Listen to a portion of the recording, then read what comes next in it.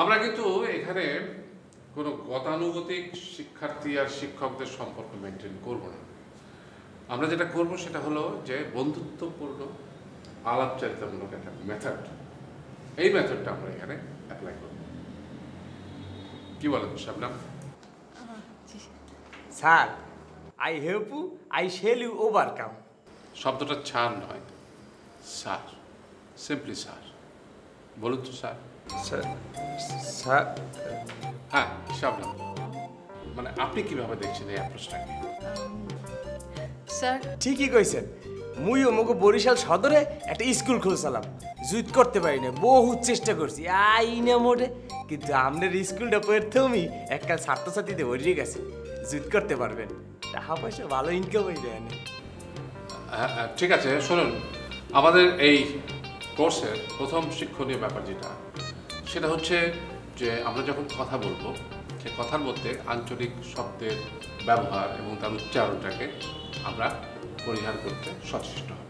এবং আরেকটি অত্যন্ত গুরুত্বপূর্ণ বিষয় হলো যে একজন যখন কথা বলবে তার মধ্যেখানে ঢুকে আরেকজন কথা বলবে না, অর্থাৎ যাকে প্রশ্ন করা হবে শুধু সেই উত্তর দেবে।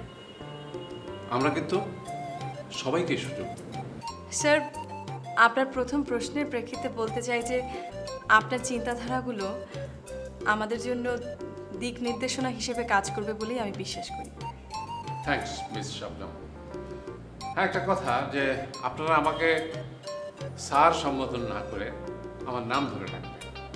আপনারা যদি আমাকে নাম ধরে ডাকেন তাহলে আপনাদের সাথে আমার কথার আদান প্রদান, ভাবের আদান প্রদান অনেক সহজ হয়ে যাবে। আসলে আমি তো আপনাদের বন্ধু, আমাকে নাম ধরে ডাকলে তো কোনো অসুবিধা নেই। হ্যাঁ আল্লাহ, নিজের হবু শ্বশুরকে কিভাবে ডিরেক্টলি শুধু নাম ধরে ডাকি, এখন যে কি করব। মুই এটা মানতে পারলাম না, এটা রাইট না স্যার। স্যার থিওরিটিক্যালি ঠিক আছে, কিন্তু প্র্যাকটিক্যালি আমার মনে হয় আমরা সবাই একটু সংকোচ বোধ করব, মানে একটু অস্বস্তি হবে স্যার। উনি ঠিক বলেছেন। আসলে এই যে আমি আপনার দিকে তাকিয়ে কথা বলতে ভয় লাগে, গলা শুকিয়ে যায়, পানি খেতে ইচ্ছা করে। এটা কি ঠিক কথা হলো? ঠিক হলো না। আপনি যদি আমাকে ভয় পাবেন তাহলে আমার কাছ থেকে আপনি শিখবেন কি করে? আপনার এই ভয়টা ভাঙাতে হবে। আসুন, আপনি আমার কাছে আসুন, উঠে আসুন। স্যার আমি নিশ্চয় আপনি আপনি আসুন আমার কাছে। আর কথা আসুন, আমার চোখে তাকিয়ে